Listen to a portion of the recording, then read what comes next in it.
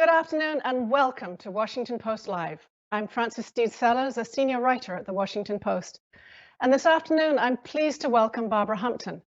She's the US CEO and president of Siemens, the Germany-based industrial manufacturing giant. With more than 50,000 employees and over 23 billion in revenue, she oversees the company's largest market. Barbara, welcome to Washington Post Live. Frances, it's terrific to be with you today. Barbara, I want to start by talking about the general concept of strategic readiness. We're going to be talking about how to improve it. But first, tell me, what do we mean by that term? What does it include? Well, it's often been the case, and we've heard this from folks in defense, that we tend to fight the last war. And we're in a moment right now where we need to look ahead and be prepared for what may come next. We don't know what the next crisis may be, but rest assured there will be one. And now's a moment when we need to think deeply about what it takes to be prepared for that crisis. We've been supporting America throughout all of the phases of COVID-19, and we're ready now to help America be ready for that future. And, we've been talking to lawmakers, to leaders in defense and government writ large, as well as other industrial partners. And what's clear is that we're going to need critical materials as we advance and deal with the crises that are ahead of us, be they pandemics, be they fires, be they storm events. What is coming at us is constantly changing. So the key Barbara, here, yes. Sorry, I wanted to talk to you about two other terms that come up often in this. That's the defense industrial base and the organic industrial base. What belongs in those two concepts? Because I think we're going to be talking about them in the next half hour too. For sure. Yes. I mean, traditionally, the defense industrial base, that U.S. military capability, as well as the contractors supporting our defense articles. And then we have the organic industrial base, a capability maintained by the Department of Defense, call it 24 factories across the US that have, over the last several decades, been prepared to build military articles as needed. And what we're looking at is how could those facilities of the organic industrial base actually be used to help us in broader preparedness. I've got it. Now, we've heard a lot of criticism in the last few months of our nation's preparedness in the face of this pandemic. We've heard about shortfalls in the national stockpile, that's the medical equipment and resources available. What can a company like Siemens do to enhance our readiness in that area? Well, we've been working with manufacturers across the United States, and one thing that we see very clearly is that there are tools that have been invented just in the last couple of decades that are transformative in manufacturing. So what the iPhone did for our communication, our entertainment, now those same digital tools come to us in the world of manufacturing. So think about this, that stockpile, what do we need to have in it? Given that we can't predict what's coming, we couldn't possibly have physical articles to handle any inevitability. What if instead we kept a library of digital files, the digital blueprints, if you will, of critical components that we may need, medical devices, pharmaceuticals, or just preparedness, response, personal protective equipment.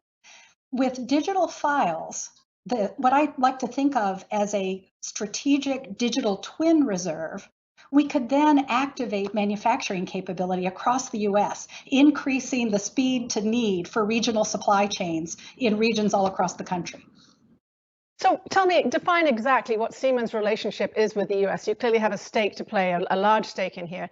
So define that and tell me who the other stakeholders are. Sure. Yeah. Siemens, you'd think of us as an infrastructure company. We have deep expertise in electrification, automation, digitalization. So what we're doing is working side by side with customers who are keeping the lights on in our electrical infrastructure. People in the medical world, our capabilities with our colleagues in Siemens Healthineers, bringing critical medical devices. In the area of buildings, we're actually helping to build medical facilities and ensure they have adequate power. And in the area of manufacturing, we're helping manufacturers scale up. So in all of those areas, you can think of Siemens as the digital partner, and as well as an equipment provider and a service provider as well. So what is the process through which these improvements or these relationships with the government happen? Legislative? Who are the other stakeholders? How does this work? Well, we've been talking to legislators for sure. We've been talking to key stakeholders at the Department of Defense. Obviously, we believe that the Department of Homeland Security has a critical role to play. What we're envisioning is the idea of establishing this strategic digital twin reserve, asking manufacturers to actually build out digital twins of their products, digital twins of the production process that's used to produce their products, and have those on hand so that in case of need, we could draw on those as a nation, activate those manufacturers, and bring their capabilities to the market. So you're seeing a lesson in our pandemic response that's truly related to long-term strategic planning. It is indeed. I mean, it certainly takes long-term planning in order to envision what are those critical items we'll need. But remember, the real key concern here is that we can't possibly stockpile everything they need. There's no business case for that. And I don't know that there is enough taxpayer dollars to build warehouses full of things that we may eventually use. Heaven's sake, those things could go out of use over a period of time. They could be obsolete. So what this would enable us to do is to maintain the flexibility we need to then ramp up for scale when needed. So I've been reading a little about these digital twins. Give me an example as well of how they could work in a private company. What twinning could do to avoid, for example, log jams in a production cycle. Yeah, digital twins have been used over many years by some really diverse applications. Many people will remember the Mars rover Curiosity. Of course, it would be impossible for NASA and the Jet Propulsion Lab to recreate the conditions of Mars. So what they did was created a digital twin of the rover itself and a digital twin of the environment in which it would be used. And simulating, for instance, the landing of Curiosity thousands of times, they found the optimal parameters to ensure a safe landing on the planet. That same technology can be used now within companies as diverse as aerospace and defense and cosmetics. And in fact, they're simple enough to use in some cases that a high school student can download the software onto her laptop, as Ashley Kimball did in Huntsville, Alabama, and create a digital twin of a prosthetic foot for a former Marine who had lost his leg in combat. I'm thinking that where we're headed is an environment where it's going to take the core skills of, in essence, video gaming to be able to interface with these incredibly capable engineering tools, and then enable us to create digital twins, lay out production lines, and really be able to virtually recreate both the product, its production, and its performance in the real world before we ever have to bend metal or inject plastic. So back up a little, you're talking to me about video gaming as a child's preparation for the next generation of jobs. Is that right? I think I just said that, yes. I have a question from a listener. This is Heather Bartholomew, who's written in. Yes. She's from Washington, and I'm going to read her question. What should the federal government be doing to assist in creating greater strategic resilience? Of course, we have a lot of leaders in government right now, and at all levels, right? Both federal, then state and local level. And we've seen great engagement with the private sector, with the governments at all levels. And this is a moment when government can begin to take stock of the breadth of the risks we're facing.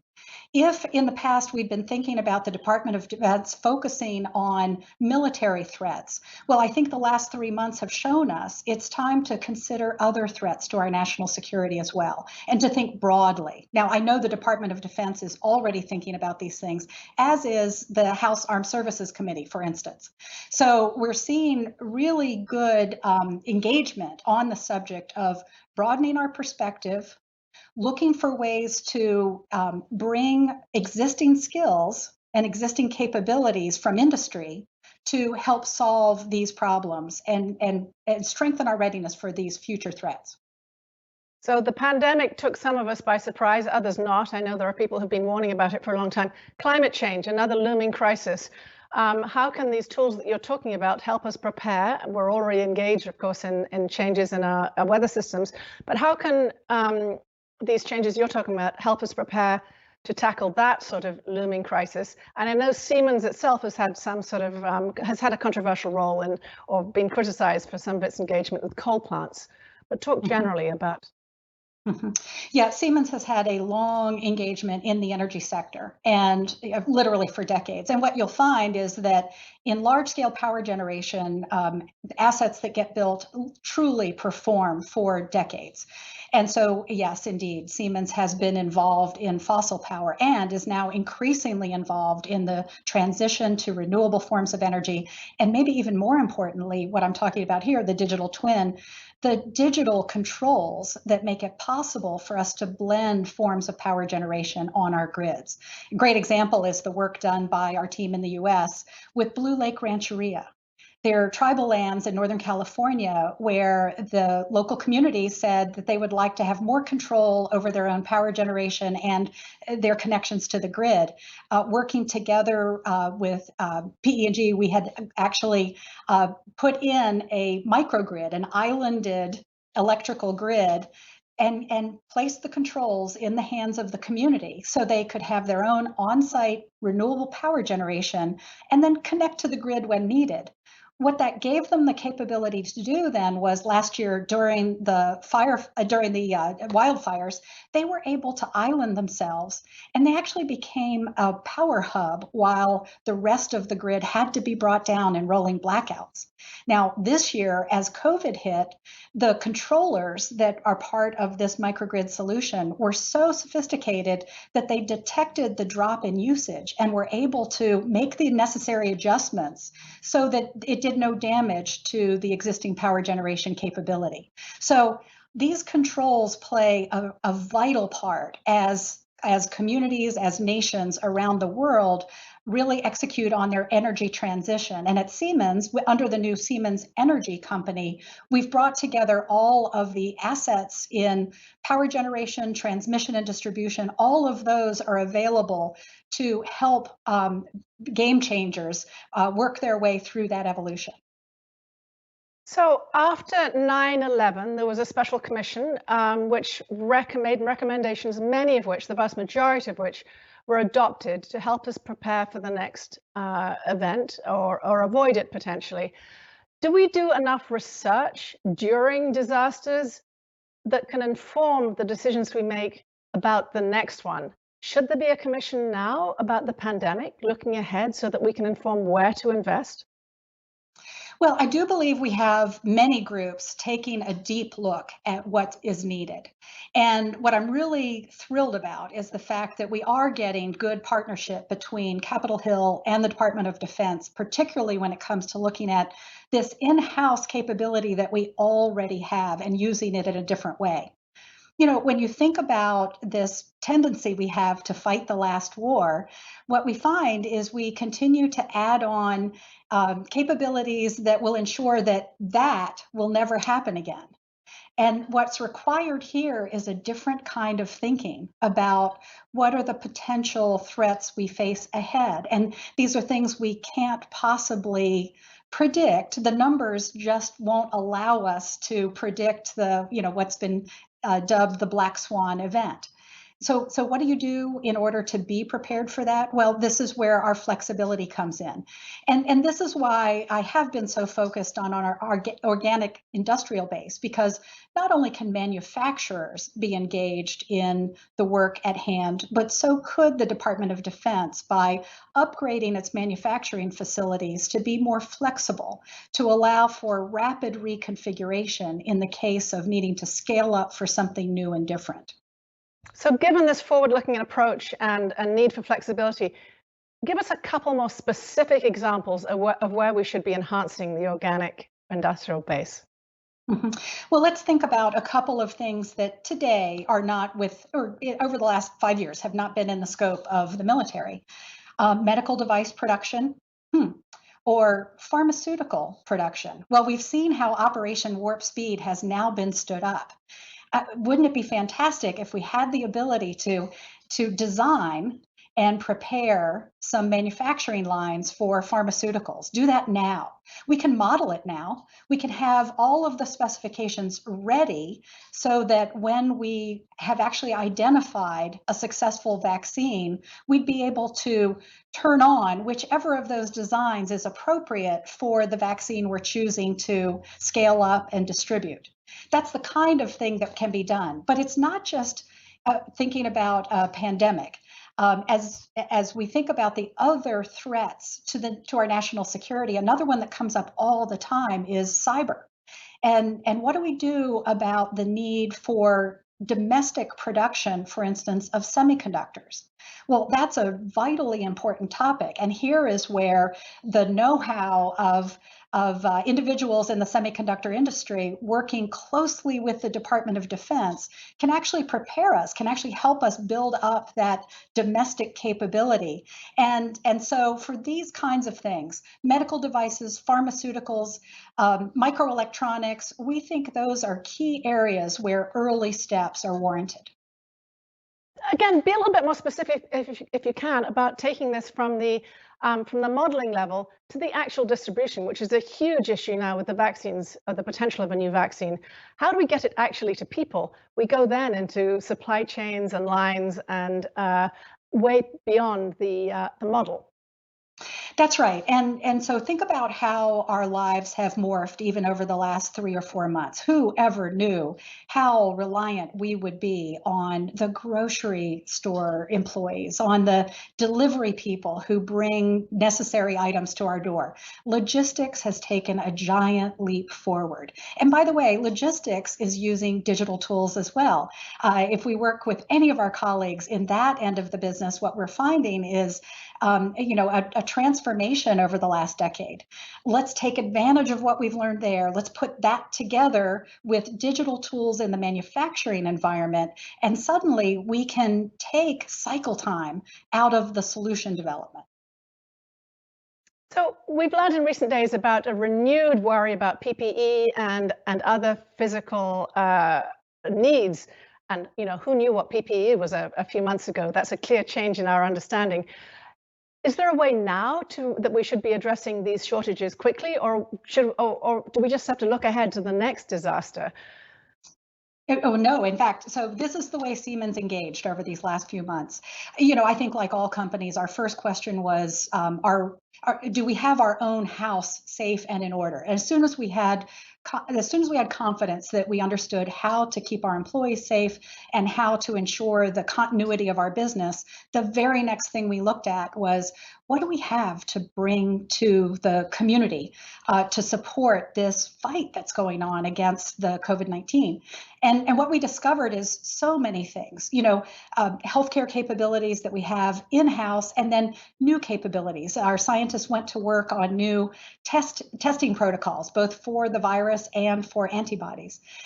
Turning then into the world of building hospitals, our team rallied to the support of local governments who wanted to be able to stand up new facilities at warp speed. Just amazing performance to support the communities who had to deal with this hyper local issue.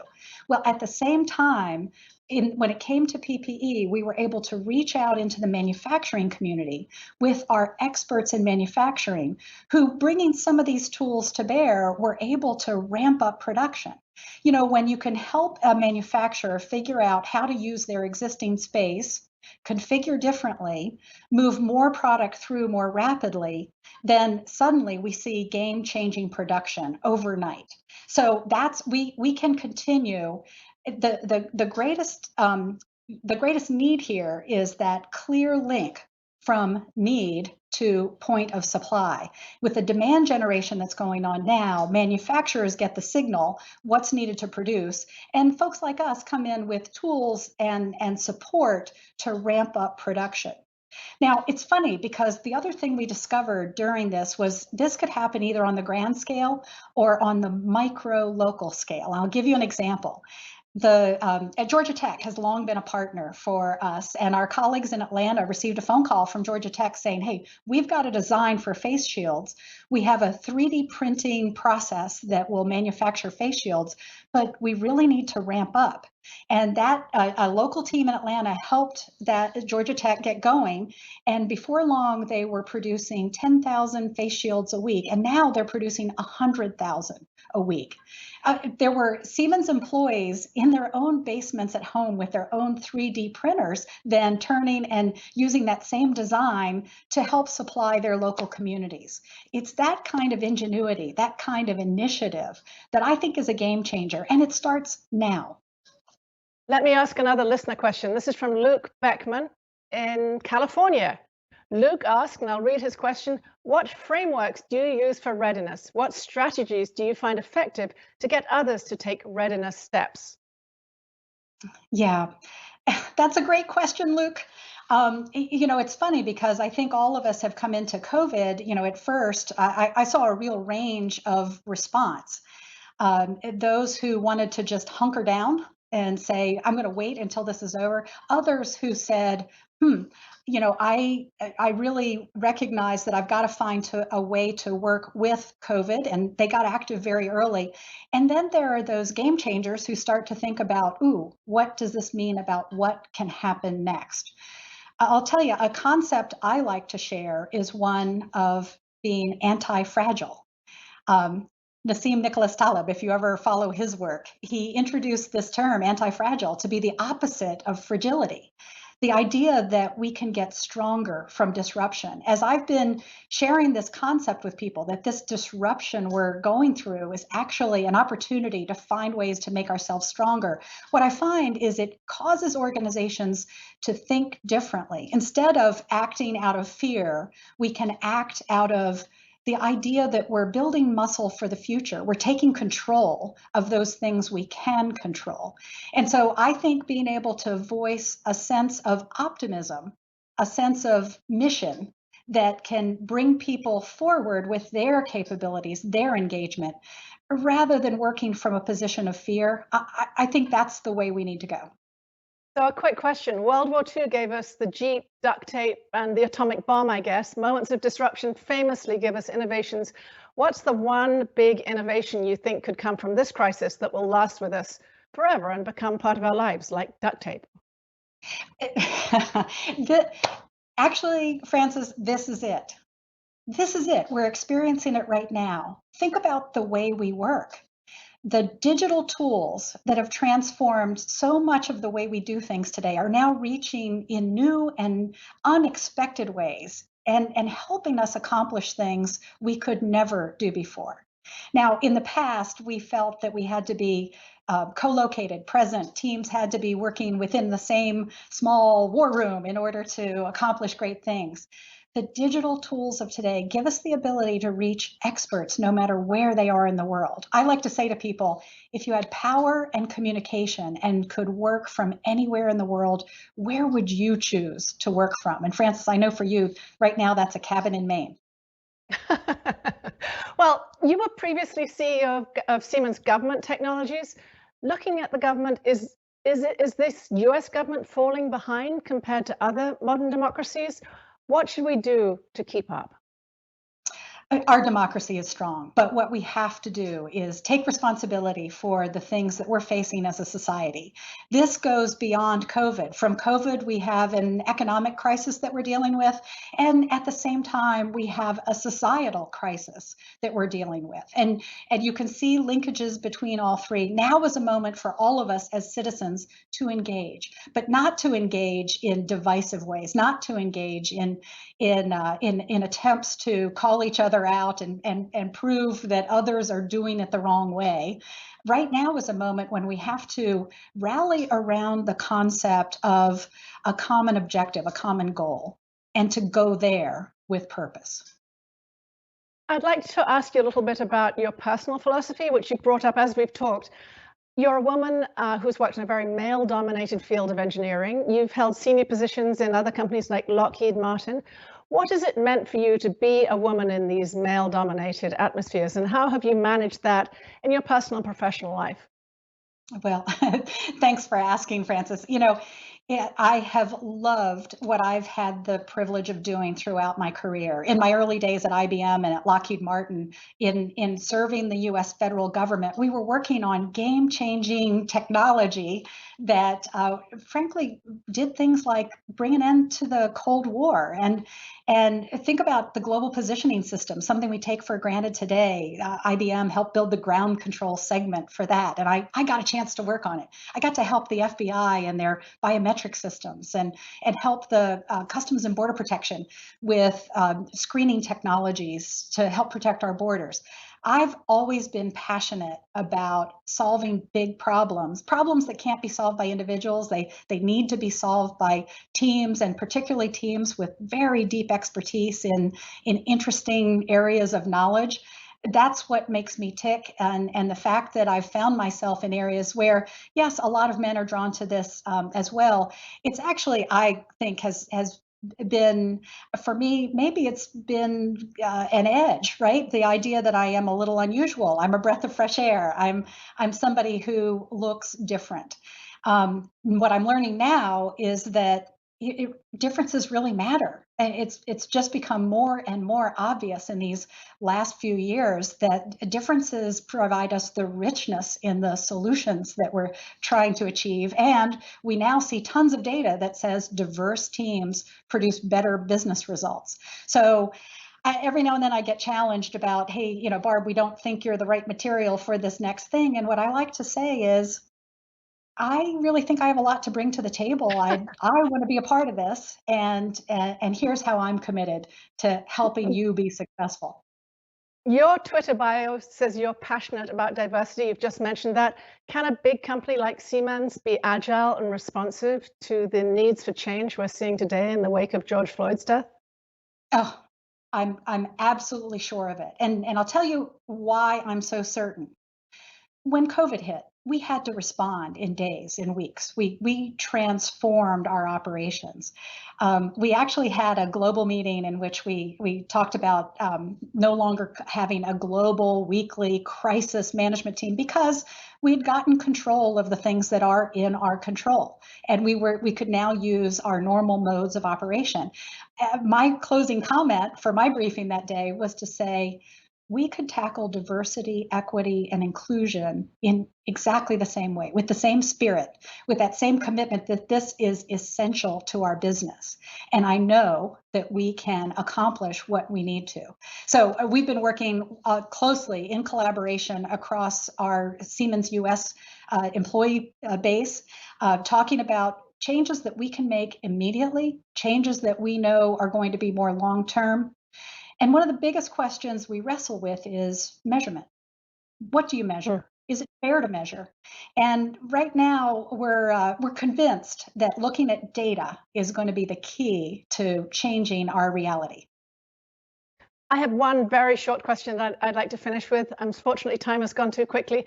But do you have any advice for women who want to enter the highest rungs of corporate America? Yes, raise your hand. Raise your hand. And let it be known you're interested, and share the skills you have. Be confident that just being who you are is enough. Thank you very much, Barbara Humpton. It was wonderful to meet you and to talk to you about the challenges ahead and strategic readiness in our country.